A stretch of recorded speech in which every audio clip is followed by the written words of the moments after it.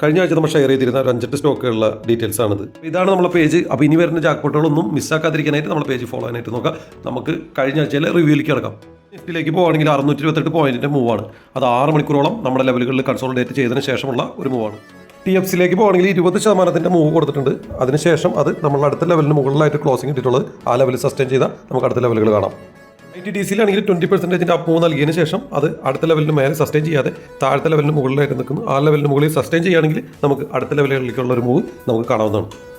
ലംബോദരയിലാണെങ്കിൽ 35% up move നൽകിയതിന് ശേഷം നമ്മൾ റിവേഴ്സൽ പോയിന്റിന് താഴെയായിട്ടാണ് ക്ലോസിംഗ് നൽകിയിരിക്കുന്നത്. റീടെസ്റ്റിലാണെങ്കിൽ നമുക്കൊരു 140 to 140 റേഞ്ചിലേക്ക് നമുക്കത് വീണ്ടും വന്നു കഴിഞ്ഞാൽ ഒരു റീടെസ്റ്റ് എൻട്രിക്കുള്ള ചാൻസും ഇവിടെ നമുക്ക് തള്ളിക്കളയാൻ പറ്റില്ല. SMLTയിലാണെങ്കിൽ 8% അപ്പ് മൂവ് നൽകിയതിന് ശേഷം നമ്മൾ ഫസ്റ്റ് റിവേഴ്സൽ പോയിന്റിന് മുകളിലായിട്ട് സസ്റ്റെയിൻ ചെയ്യുകയാണ്. ആ ലെവൽ സസ്റ്റെയിൻ ചെയ്യുകയാണെങ്കിൽ നമുക്ക് മുകളിലേക്കുള്ള ലെവലും അതല്ലെങ്കിൽ നമുക്ക് താഴേക്കുള്ള ലെവലുകളിലുള്ള ഒരു റീടെസ്റ്റും കാണാവുന്നതാണ്. ലെവലുകൾ ആക്റ്റീവ് ആവാത്ത ബാക്കിയുള്ള സ്റ്റോക്കുകളിലൊക്കെ നമ്മൾ വാച്ച് ചെയ്യാനായിട്ട് ശ്രമിക്കുക.